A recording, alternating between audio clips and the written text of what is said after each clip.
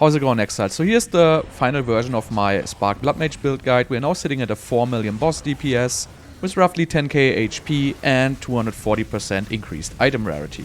So while we're looking at Xesht and Arbiter here, just a side note, so this is not a build guide, this is a build update. If you want to look for the original build guide, it's linked on your screen right now and it's also linked in the video description, so highly recommend watching the build guide. You can check out this video first for the showcase and, you know, for a budget you might need later, but I highly recommend look at the original build guide. It's gonna be required if you want to play this build. This is just an update video. In the update video, I still have the trade links now for all the new items, for the very powerful items in the description down below. Also, we have some showcases here in the video, and also the planners are updated with the most recent version as well.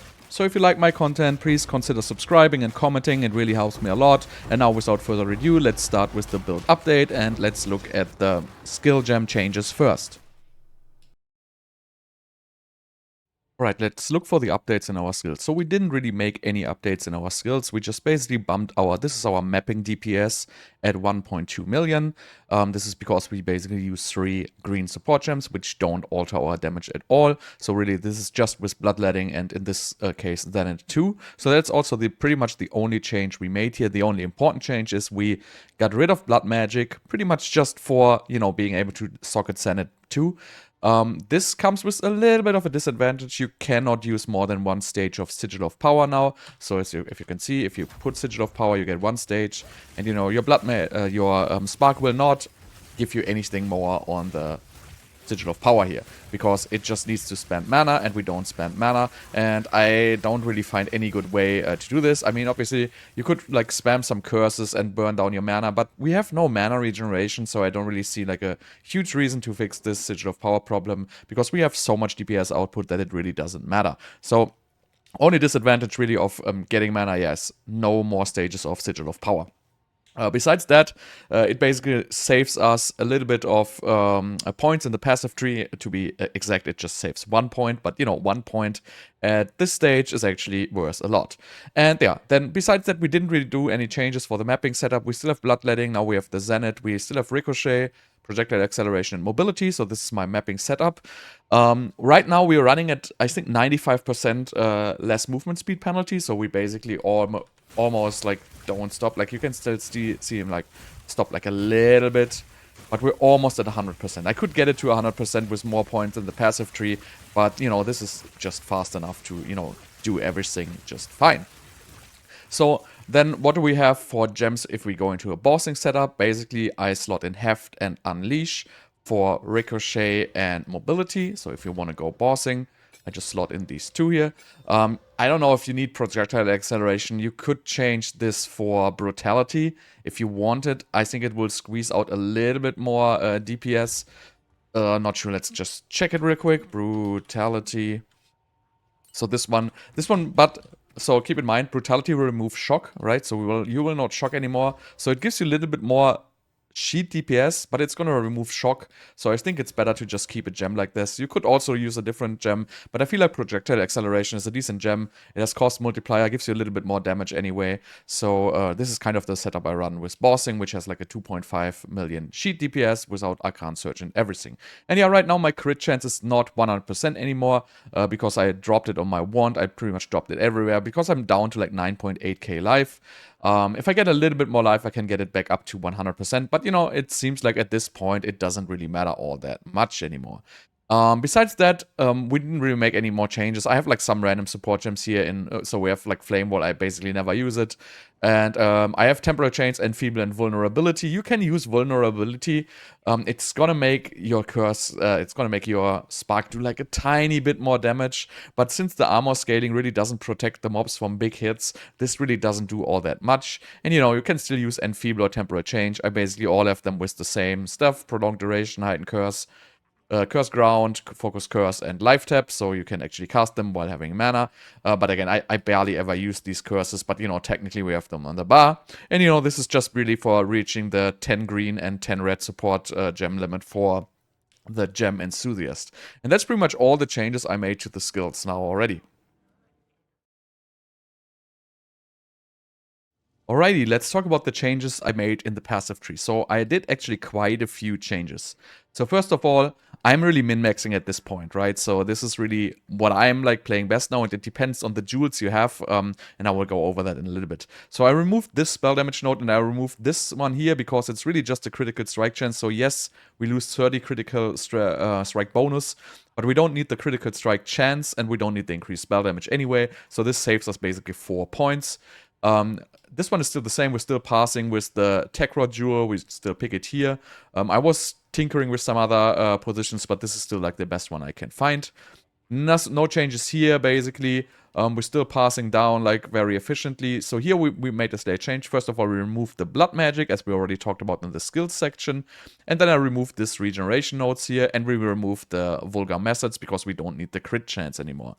This is still the same. We still have like the from nothing here. We just pick up the life nodes, but remove these value nodes here with reduced slowing potency and skill effect duration. It's simply not required at this point anymore. Then passing down here, I really made no changes here, but now here we made like a bunch of changes regarding movement speed. So these nodes we still have, but here we picked up the reduced movement span, reduced movement speed penalty nodes. So this is basically 8, 16 plus 6. So this is like a 22% reduced movement speed penalty. Then I have one anointed freedom of movement here. I'm going to talk about it in a little bit. But just remember, I have another 10% reduced movement speed penalty here. So this makes it a total of 32% from this cluster here. And then if we add up the 32% with the 25 from our skill, which I'm just going to put it to mapping mode again. So then we have another 25 here from the mobility, right? So 32 plus 25 makes 57. And then we have another 24 in our boots. So that's actually 81%, I believe. So we have 81% reduced movement speed penalty. And you really, really, really feel that. So it really feels amazing to have like this movement speed penalty reduction. There is still some more I can pick up. There's like 3% movement speed here. We could also pick up like these reduction nodes here. This is like another 12%. Then we would be like almost at 100. But I'm not opting for this right now. Maybe I will do it in a little bit like in the near future, but I'm not sure yet entirely. Then what else did we change? So we changed this entire passing. I removed the passing through the Gem Enthusiast. I put the Gem Enthusiast back to the Anoint. And then we basically went through the passing here, so we can pick up these 2 additional jewel slots here. And in this one, I decided to basically pass for the cooked. We had cooked on the anoint before, but I feel like it's better to pass here because we can also pick up these 45% crit damage bonus on the way. So that's basically the passing changes I made. So now we also have jewel changes. So I'm starting to add more expensive jewels now. So we have this one Megalomaniac here, for example. I will also put you the trade links for my Megalomaniac weighted sum in the description down below. But basically, I was looking for Megalomaniacs which have Throat Seeker. Because Throat Seeker gives us 60% more crit bonus, and I think it's the strongest damage focused notable we can anoint here. And then I was looking with priority to have like one more good node, and in this case it's like the freedom of movement, which basically gives us reduced slowing potency and reduced movement speed penalty. So chill doesn't really do a whole lot because we have like a good amount of these reduced slowing potency debuffs, and this gives us reduced movement speed penalty. So that's what we added.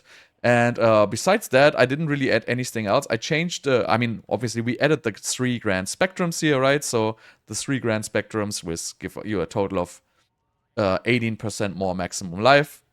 And that really, really, really like boosts the build. But it's also like upwards of 100 divines, so it's really, really expensive to pick these up. So if you want to do this, I recommend to do this at the very last.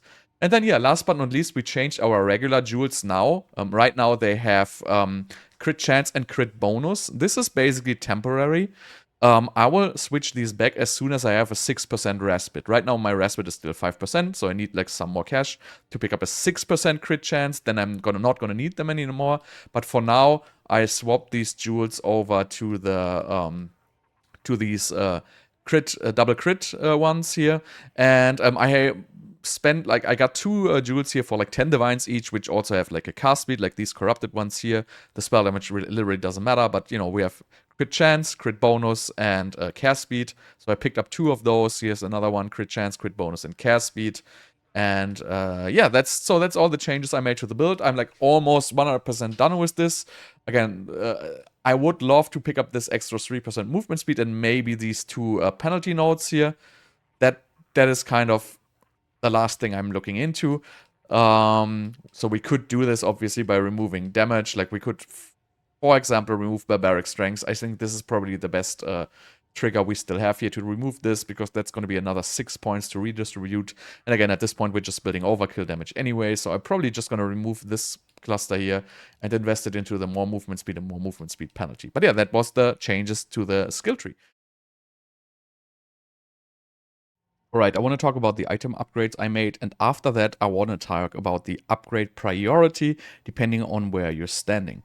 So first of all, let's talk about the item upgrades. So for the wand, I swapped my wand basically to get more priority ones. Again, the prefixes, other than the 108% spell damage, are completely irrelevant for this build. Yes, the gain 24-25% as lightning fire, does like a tiny bit of damage, but it's very, very irrelevant. So if we look at the tooltip of our Spark, and you look at the damage, you basically see, this does 100k max physical damage, 3000 max fire damage, and 17,000 max lightning damage. So really, if you take the gain, right, so the 30% gain, this equals to like 100 to 3,400 fire damage. And compared to like this is what, like 3% of the damage. So really, it is just irrelevant. So you can basically ignore those prefixes. Don't overpay for a wand, just ignore those extra prefixes, right? So the stuff you want here is spell damage, +5, cast speed, and crit bonus or crit chance. Or, you can get like spell damage for spells that cost life, but I wouldn't recommend it. So crit bonus and cast speed would be the primary. If you still need crit chance, you can also get crit chance and spell damage. So really, on this one, the bottom 4, and then the +2 of all spell skills. So you can get good deals on these wands, which are not perfect, which are missing like even 2 prefixes. Sometimes you have a mana roll in the prefix. Sometimes you even have like 2 mana rolls in the prefix. And this makes these wands relatively inexpensive. And a lot of the times you can buy them with +2 spells already socketed in for like 10 to 20 divines. So look out for these deals. Then on the helmet, we changed nothing. You can get them with 60% increased life. It's going to be a little bit of an upgrade, but the 3-socket one seems to be just fine. You're going to overpay a lot for upgrading this helm, so I'm just keeping this for now. Then for the Raspit, I have an upgrade. Actually, this one I found to be fairly efficient. It has a 7% life cost. So the life cost by default is 6. This one has 7. And remember, the life cost basically directly scales our damage. So this is actually a good update. And the 7% life cost and 11% damage was relatively expensive for this build. By relatively, I say it was like probably like 25 to 30 divines. That is still a decent upgrade over the, regular one. It would be nice to have one with 6% crit, because I'm right now only at 95% crit, so that would be maybe an upgrade you could still get, to get like one with 6%, but focus on the 7% life cost. I would say in order of power 7% life cost, then 6% crit, then spell damage. Then on the chest piece, I changed it from the 1503 socket to 1785 2 socket. So this gives you like a good amount of life, somewhere around like 500 to 600 more life by putting this on. These are like 40 divines or something like that when I bought them. I felt like 1785 was the most efficient. After that, it gets ridiculously expensive. And below that, the price difference was actually not so huge. So 1785 maximum life was kind of the sweet spot I came up with. Then for the ring, I opted for one max rarity ring. So basically I have a gold ring here with, rarity in the prefix. I can still reroll that prefix to 15%, I guess. Then we have, 40 plus, in my case 47 rarity. We have maximum life, we have cast speed, we have intelligence or strengths. You don't want to have dexterity, because you're going to be oversaturated on dexterity. So intelligence and strengths are nice. And, the spell damage when on full energy shield is irrelevant. So basically that last prefix is pretty much irrelevant. It doesn't matter what you get there. Then we have new boots. So I corrupted a couple of 2-socket boots. This cost me like a total of, I believe, somewhere around like 50 divines after selling the bad corrupted ones. So I have a 3-socket boots now with 30 movement speed and rarity and maximum life and intelligence. And I have one 10% movement speed rumen and 24% reduced penalty. I might swap out another 12% penalty for another 10% movement speed, but in general, reduced movement speed penalty is what's making this build very, very fluent right now, so I wouldn't like drop too much of that stat. Then on the gloves, these are basically just, get as much life as possible and get a strength roll and get item rarity. All the other affixes do not matter. The armor type does not matter. Also for the boots, I forgot to say, like the armor type, energy shield, whatever, dexterity, evasion, it doesn't matter at all. Just get any boots. And then I added an Ingenuity. I want to upgrade to a Headhunter, but for now I added Ingenuity to just give me like some more rarity. As you can see, I have 217 right now. If I take this off, I go to 181. With Ingenuity, I have like 9.77. And if I put on like a stat stick belt here for just strength and max life, I go to like 10,000. So this costs me like, 300-ish. Actually, like roughly 400 life for, what is this, like 35% magic find, and gives a good amount of attack speed, obviously, because it's advancing those ring slots. But yeah, you don't have to get this. But if you want to get an Ingenuity, look for 2 things. First of all, just make sure it has at least 2 charm slots, and make sure it does not have increased charm charges use, because this can have up to 10% increased charm charges use, or 10% up to 10% reduced charm charges use. So if this has increased charm charges use, this is like expensive. Your charms cannot be used anymore. So if you have like these charms, for example, right, 40 charges on use, currently has 40 charges. This will consume then 44 charges, but it only has 40, so this will never trigger. Same for like the Rite of Passage, which I'm talking about. So this can have 80 charges. If you have increased charm charges used, the 1 usage charms cannot trigger anymore. So be very sure to get one which has reduced charm charges used if you get one.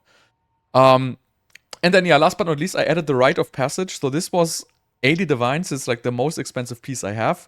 I was thinking about buying Headhunter, but I opted to go for the Rite of Passage because it just, in my mind, it's just better. So you can get this with 3 different things, right? So you have Spirit of the Wolf, Spirit of the Boar, and Spirit of the Cat. These 3 all give 15% increased movement speed and 30% increased skill speed. The other stats on it do not matter at all. So this is ridiculously strong for mapping. It's always going to be active. It's just going to give you 15% more movement speed and 30% more skill speed. This is just out of control, but it's expensive. And again, you have to get like one of the 3, and a decent time. 17 is totally fine. You don't have to get like 20. 15 is probably even totally fine. So yeah, and I put the trade links for the Ingenuity and also for the Rite of Passage and all the other items in the description down below if you want to opt for these. But yeah, make sure to not buy the wrong Rite of Passage, and make sure to don't buy like a bad Ingenuity. And that's pretty much the changes I made to the gear. And forgot the amulet here.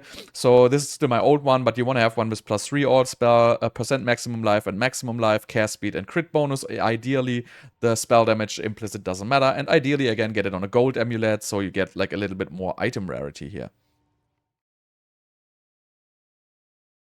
So if you're at my build from the guide and you still have like the quote-unquote cheap items in your slots, I'm going to give you the priority on strengths for upgrading your gear, like compared to like the divine ratio. So I'm not going to talk about the item rarity stuff, because that is just solely for magic finding. I'm just going to talk about pure power here, right?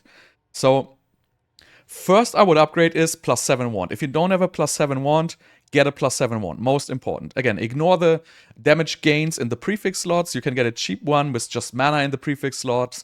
I would recommend to have the spell damage, the +5, increased cast speed and crit bonus or crit chance, depending on how saturated are on your crit chance. Try to get one with 2+ all spells already socketed in. You can usually get these for like relatively cheap if you watch out for a good deal. Priority 2 would be the better Kaom's Heart. I know this is like roughly 40 divines, but try to get one with 1750 plus maximum life and 2 sockets. This also gives you like 500 to 600 life, so it's a really, really good upgrade. Upgrade 3, I would say, is going to be a better Respite. So try to get one with 7% maximum life and 6% crit hit chance, or 7% maximum life and 11%, maybe 12% damage, but I feel like this was still fairly cost efficient for like somewhere around 25 divines. Next up would be your boots. So try to get 3 socketed boots with an attribute, with maximum life, with increased effect, and rarity. If you don't want to get rarity, you can skip it. It's going to make it significantly less expensive, but this is like one of the next upgrades I would recommend. Then, +3 amulet, I say as given. If you don't have this, this is actually your first, but you should have a +3 amulet already. But yeah, +3 amulet with 9% increased max life, 150 plus life. So, highly recommend getting one of these. Then you would have your ring. So, if you want to get a ring like this is like 30 divines ring. You can get these for like, sometimes 20, sometimes 40, sometimes 50. But yeah, get like a max rarity ring with maximum life, care speed, and intelligence or strength. And then I recommend to get the Kalandra's Touch to just mirror it. It's much cheaper than buying a second good ring. And then let's go to the upgrades in the passive tree. So next upgrade, which is relatively inexpensive, I would get is like a Megalomaniac with Throat Seeker. It's nice if it has a secondary, but it doesn't have to have a secondary. These were going for like 10 to 20 divines, and this is a 60% crit bonus, so this is a very good stat to pick up. Then next thing, which is very expensive, is get 3 Grand Spectrums for 18% more life. So this is roughly 100 divines, so it's really expensive. So I'm putting this like relatively late on the list because it's really ridiculously expensive. And then last but not least, I would say you can get like these kind of 10 divine jewels, which have cast speed and double crit if you still need the double crit. If you have a 6% respite, you don't need the double crit. But yeah, this is something you can do. And it's fairly cost efficient to get up some, but you'd be really just getting some extra cast speed DPS. And yeah, that's kind of the updates. And I forgot the Rite of Passage. So shit, where would I put the Rite of Passage? I would probably put the Rite of Passage somewhere after the Respite, probably. So after you get a better Respite, then I would maybe consider getting a Rite of Passage. You have to... It is 80 divines. It's very expensive, but it's also very, very good. So if you're a little bit rich, if you have like enough cash to get this, I highly recommend getting this. If you're like not able to like gather more than like 30, 40 divs at a time, just skip this and go for the other upgrades. Yeah, so that was like the upgrade priority I made. So I still have like some minor updates to do. I want to get a better Respite, and I want to maybe get a Headhunter, so you can get a Headhunter, of course, if you want. That's also obviously a good upgrade, but you're going to lose out on the increased item rarity from the Ingenuity. And yeah, my wand can still be increased with like more cast speed, more crit bonus, but honestly, it's just cheat DPS. And yeah, there's one last very expensive upgrade which you can possibly get, which is going to be the Prism of Belief. But these are incredibly expensive. The +3s go for multiple mirrors. Even the +1s are like 200 to 300 diffs right now. So this is like pretty much the most high-end stuff you can get if you have like unlimited budget. So as you can see, if they slot this in, this is basically going to add like 600k DPS with a +3. And, with a +2, it's still going to add like, 300k DPS.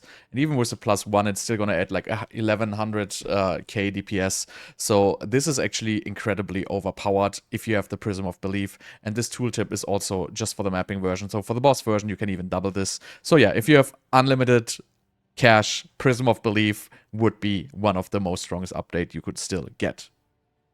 So yeah, that's going to be anything for the final build update of this build. I really enjoyed playing this build, and I'm still playing it on stream, so highly recommend you show up to the stream and you can ask your questions directly to me. Also highly recommend to subscribe to the channel, like the video, and comment. It really helps me a lot. And thank you so much for watching, and I see you guys next time.